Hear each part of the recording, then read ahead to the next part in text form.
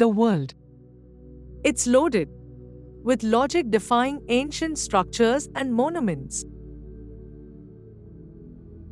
From seemingly impossible megaliths to underground cities, from massive geoglyphs to unbelievable stone carvings, we are still searching for the how and why behind these remnants left behind by the ancestors. But out of all the questions, maybe we have started to find answers to one significant mystery.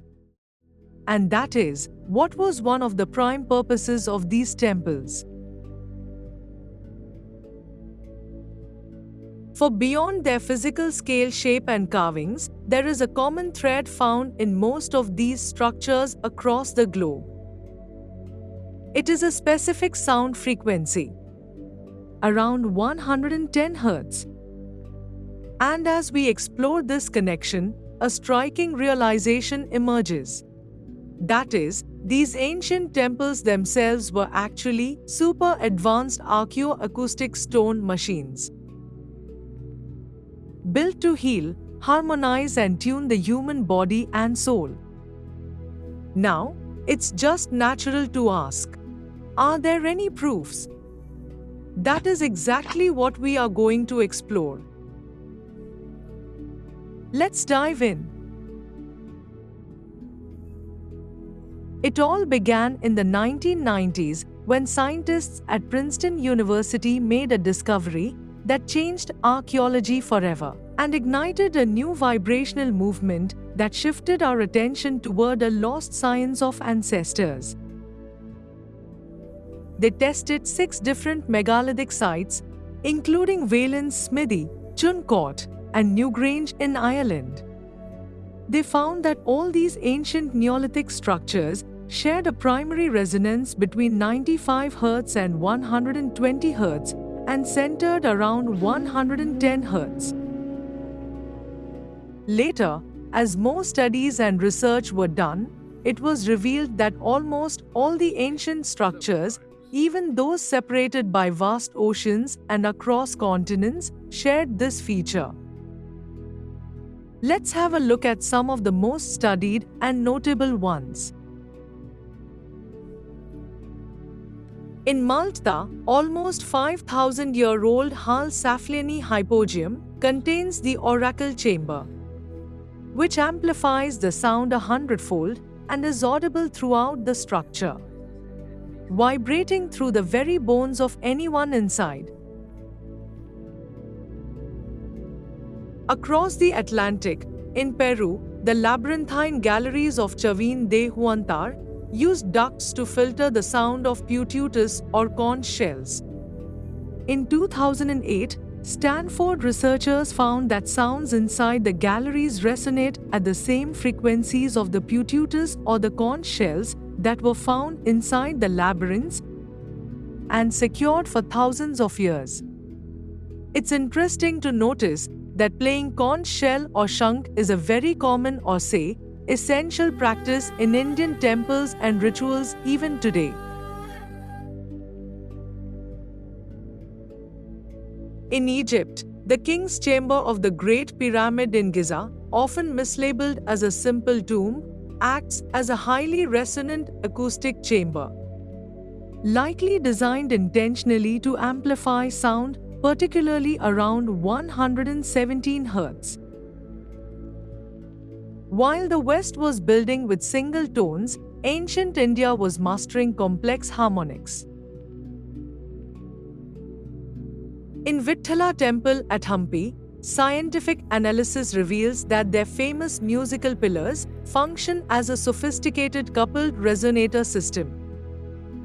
By striking a single slender column, the vibration flows through the cluster to produce rich and sustained tones, resonating with the harmonies of many different musical instruments, akin to a lithophonic orchestra.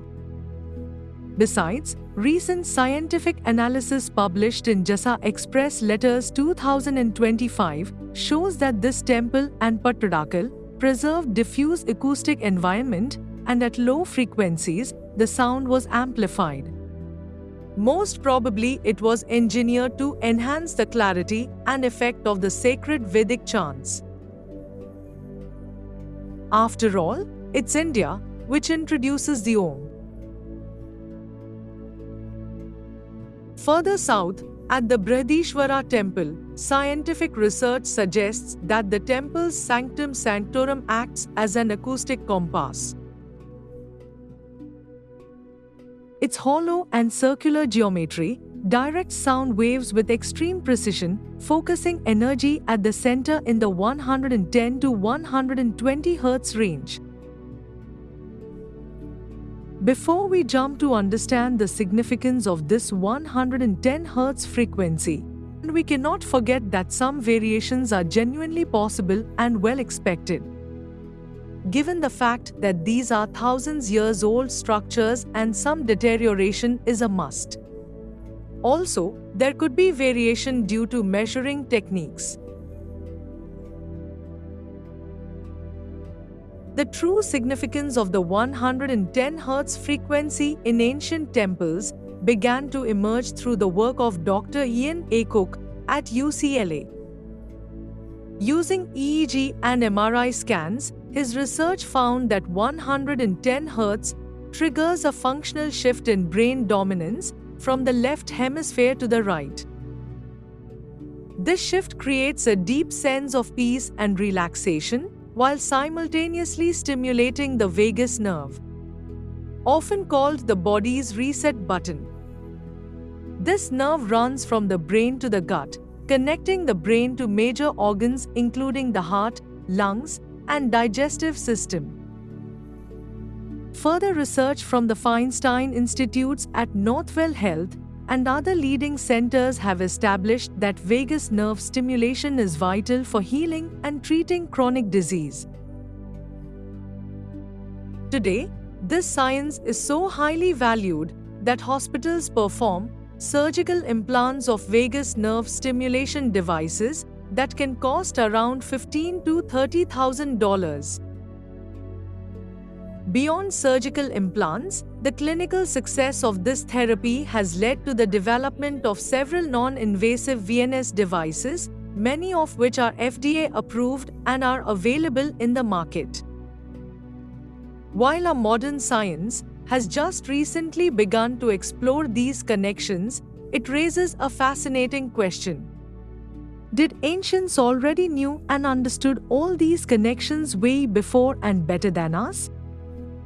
The fact that we now use high-tech regulated devices to achieve these results makes the discovery of acoustic properties or 110 Hz in ancient stone temples even more staggering. Were these temples, in fact, the world's first large-scale, non-invasive medical devices?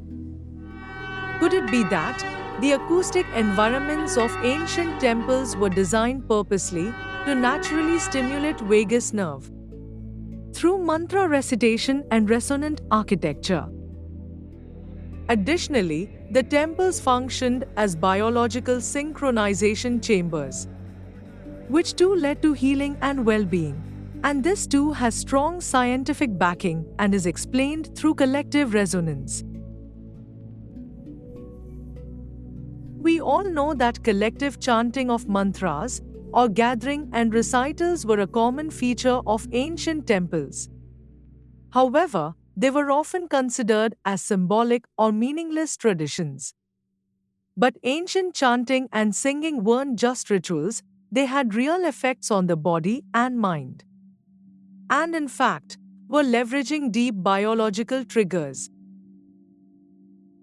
For when people chanted, played music and danced together for rituals and festivals, it led to synchronize their heartbeats.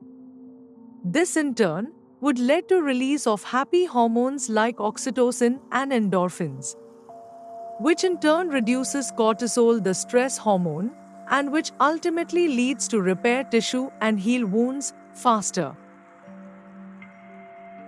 Plus, chanting naturally slows the breath to a specific rhythm of roughly 6 breaths per minute. This resonant breathing again stimulates the vagus nerve, effectively switching the body from a stress mode to a calmer and restorative state. This has been proved scientifically, most prominently through the research work of Dr. Luciano Bernardi, Gothenburg University, and by the Oxford researchers, notably Robin Dunbar's group, which has shown that synchronous group activities like singing, chanting, dancing, watching matches together, etc., can increase endorphins and strengthen social bonding, which they called as the icebreaker effect. As we uncover the meaning of these ancient archaeoacoustic features and sound therapy on human body, we cannot overlook the work of Fabien Marmon.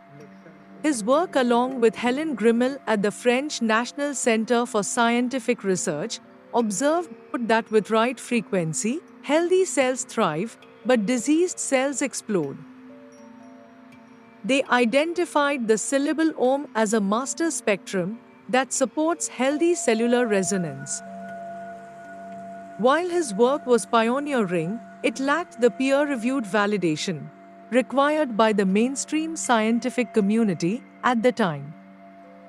Interestingly, work on similar ground has started to take place and, in fact, now being validated in modern top-tier laboratories. Researchers like Dr. Sean Wu and Dr. Utkan Demercy at Stanford are now utilizing acoustic bioengineering to literally weave heart cells into living tissue using nothing but sound. Because the human body is roughly 70% water, these vibrations act as a physical imprint. Do you ever wonder that probably ancestors already knew and applied the knowledge, what our modern laboratories are only now proving? That sound isn't just something we hear, it is the root vibration of the universe, and a tool that can organize and repair the very fabric of life. While modern research identifies 110 Hz as the key frequency in the ancient temples, we wonder if the original target was 108, a number held sacred by ancient traditions for millennia. As it's well known, the number 108 is the fundamental mathematical constant in Vedic and Eastern cosmology. Like 108 beads, 108 steps, 108 shrines, etc. This brings us to Om. Many Vedic scholars believe that the Anahata Nad, the unstruck, primordial frequency of the universe, corresponds to these lower resonance bands. While every human voice is unique, there is a fascinating probability at play. A deep, resonant Om chant naturally gravitates toward that 108 to 110 Hz window. It appears that the ancients and spiritual belief system looked for total alignment, proving that when we align our architecture with the laws of the universe, our bodies naturally follow suit. In these spaces, the sacred and the scientific are no longer separate, they are two sides of the same resonant truth. Now, it may look odd if after finding meaning through deep research in modern sciences, we shift our gaze to ancient times and seek to find the meaning of these through surviving ancient texts and mythology. For howsoever startled we get by these ancient structures, which are standing almost intact from thousands of years, the blueprint of their construction is actually found in ancient texts like Mayamatam and Shilp Shastra in ancient India, and have parallels all over the world like Toltecuatl in Mesoamerica, Edfu building texts in Egypt, etc. All these tell that the knowledge is transferred to humanity from gods or the divine beings. Besides, we have just seen how sound affects the body.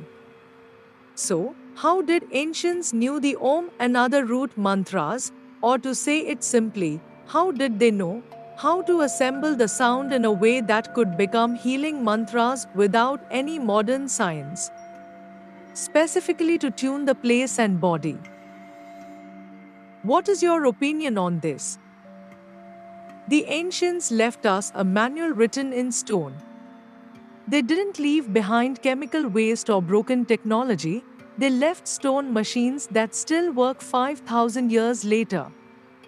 If you walk into an ancient temple today and chant, the science of sound therapy still applies.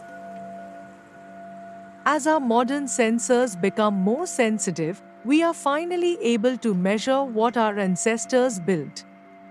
This isn't about choosing the past over the present, it's about integrating this ancient sonic blueprint into our modern search for a sustainable future. While we struggle to meet our sustainable development goals today, our ancestors were living them thousands of years ago. They didn't see astronomy, architecture, and medicine as separate subjects. They saw them as a single, unified way of living in harmony with the laws of the universe. What do you think about this? Please share your opinion, thoughts, and information with us in the comment box. Also, if you like the content, give it a thumbs up and share with your friends. And it would be great if you can subscribe to the channel. Humble thanks for watching.